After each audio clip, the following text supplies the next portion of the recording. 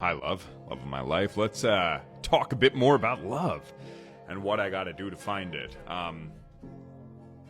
So, I've been thinking about. I was listening to something where it talked about the nature of existence, right? And it talked about parallel, or think of a dream, right? A nighttime dream.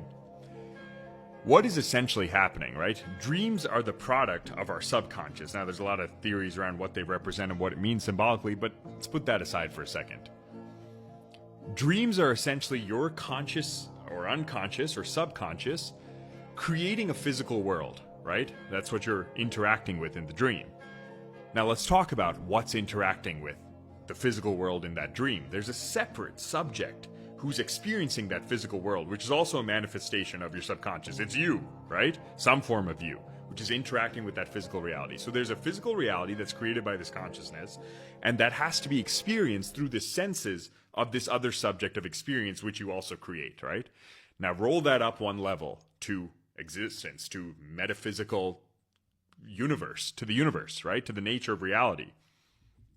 Imagine that nature is not physical.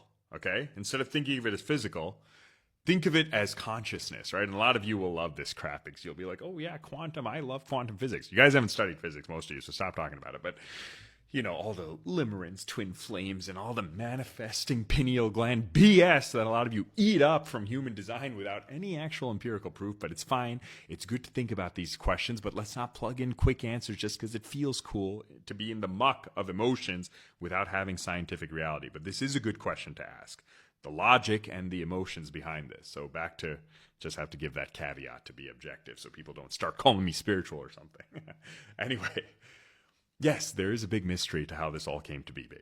That's all true, and it's good to try to answer that, which is why I have some respect for people who try to bring religion to answer questions, but don't plug in an invisible unicorn, okay? Physicists, let's keep trying to understand these things. So anyway, the dream. Dream, create physical reality, different subject of experience, almost a homunculus of yourself that perceives it through those senses in that paradigm. We roll it up a level. Consciousness, or let's say nature, is now conscious, okay? Just assume it's like some Mother Earth, Mother Universe, right? Father Universe, both. It doesn't matter. It's gender fluid.